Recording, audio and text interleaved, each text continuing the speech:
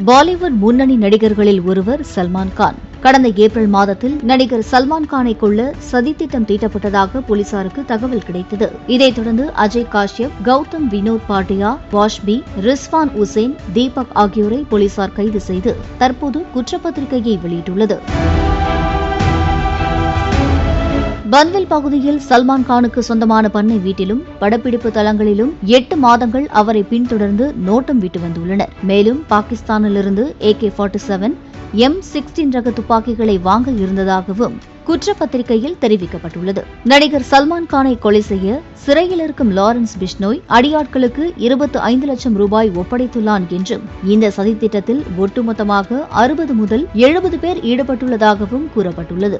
மேலும் பஞ்சாப் பாடகர் சித்து மூஸ்வாலாவை எப்படி கொலை செய்தார்களோ அதே முறையில் சல்மான் கானை கொலை செய்ய திட்டமிட்டிருந்ததாகவும் 350 பக்க குற்றப்பத்திரிகையில் குறிப்பிடப்பட்டுள்ளது.